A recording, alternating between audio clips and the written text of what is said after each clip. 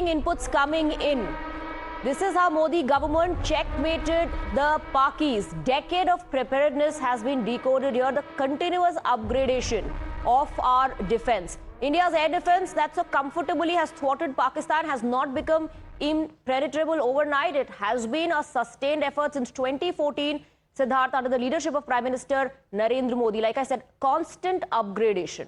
Not just constant upgradation, Swati, of course, there's been a lot of emphasis placed on not just counter-missile technology, but counter-drone technology as well. A lot of the warfare or the conflict that we've currently witnessed has happened in the air through the use of a lot of unmanned vehicles. This is something that is unique now to the conflict between India and Pakistan, something that had not been witnessed back in 1999 when we had the Kargil conflict. So let's take this across to our guests as well. Wing Commander Nikita, this is now a new feature of warfare or conflict that we're currently witnessing between India and Pakistan. And clearly, Pakistan caught napping and behind the eight ball as far as preparations for this new kind of warfare is concerned. We've obviously planned our moves and maneuvers very meticulously, which is why we've been able to defend ourselves so successfully, ma'am.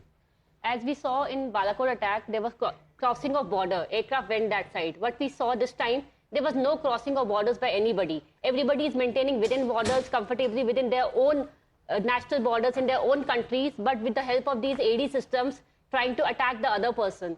So, as you said, the new age warfare does not involve the manned vehicles that much, does not involve the foot infantry crossing the border, hitting each other manually. These are small drones being sent.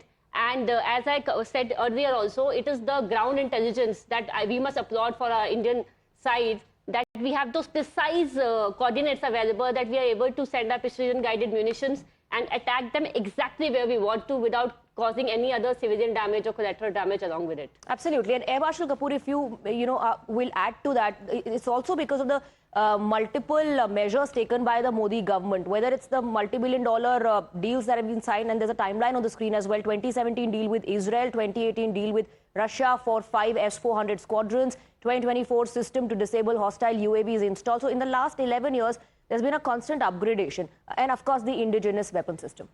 Yeah, so basically, when we talk about capability, we do not build in relation to any particular nation.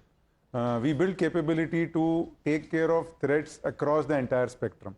And so this spectrum today spans from small, very, very small UAVs to large UAVs and aircraft and long distance weapons which can come.